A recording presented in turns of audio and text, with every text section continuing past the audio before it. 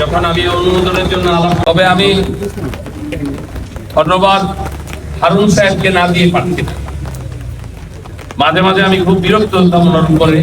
দেখা যাচ্ছে আমাদের ঘর মজলি সে মানুষজন আমাদের সাথে দেখা করতে আসতো, উনি এসে আমার পাশে বসে থাকতো। উনি আমার পাশে বসে থাকতো, কিছু কইতো না, এক কাপ চা খেয়ে চলে যেত। পরের দিন ঢাকা গিয়ে যাই আমার প্রথম মনে হইতো যে হারুন ভাই তো এসেছিল, দেখি ঘোরা দিয়ে আগে গিয়ে প্রাইম মিনিস্টার হবে। এরকম একজন প্রজেক্ট ডাইরেক্টর পাওয়া একটা ভাগ্যের ব্যাপার। ধন্যবাদ হারুন ভাইকে।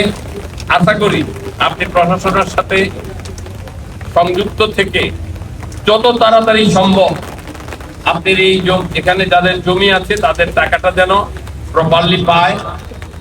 আপনাদের এলাকাবাসীর কাছে আমার একটি অনুরোধ থাকবে,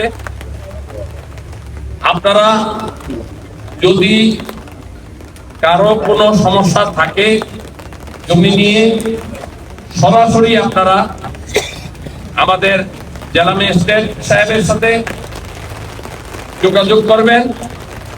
অন্য কোনো পরিকল্পনা মাথায় নেবেন না, কোনো দুষ্ট লোকের কথা শুনবেন না। এই যে এই মেডিকেল কলেজের কারণে এখানে দেখেন বাগাদি ইউনিয়ন, আমি মনে করি চাঁদপুরের অন্যান্য ইউনিয়ন থেকে অনেক ভাগ্যবান। এই যে আপনার ডান দিকে মেরিন স্কুল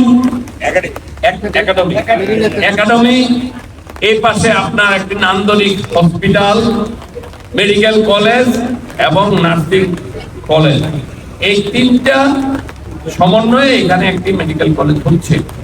সুতরাং আপনাদের জন্য একটি খবর, আপনারা সহযোগিতা করবেন মেডিকেল কলেজে যারা এখানে কাজ করতে আসবেন। যদি কেউ টাকা না পায় তাহলে আমার কাছে যাবেন। যেমন আমি কিছুদিন আগে আমার কাছে একজন গিয়েছিলেন, আমি বলেছি ভাই ছোট জিনিসের চিন্তা বাদ দাও, তোমার বাড়ি এই যে জমি অ্যাকোয়ার করেছে তার বাইরে তোমার জমি আছে কিনা, বলো যে হ্যাঁ আমার জমি আছে। তাহলে আমি যদি মেডিকেল কলেজ হয় ওই জমির মূল্য কত হবে, শুধু বিবেচনাটা ওটা করবেন। এখন যদি আপনার জমির মূল্য 10 টাকা থাকে তাহলে ওই জমির মূল্য হবে 1000 টাকা, নাকি এলাকাবাসী সবাই এর বিষয়ে? তারপরে এখানে বিভিন্ন জেলার থেকে ছাত্রছাত্রীরা আসবে, এটা একটা পর্যটন নগরী হিসাবে গড়ে তুলবে।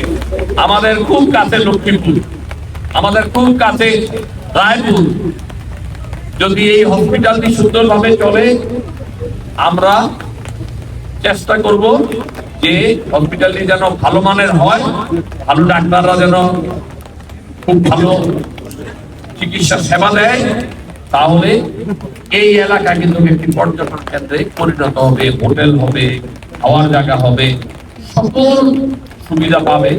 এলাকাবাসীর কাছে অনুরোধ আপনারা সহযোগিতা করবেন, যত তাড়াতাড়ি যেন ডিসি মহোদয়ের কাজ শেষ করে যার যার ক্ষতিগ্রস্ত টাকা সবাই পেয়ে যায়।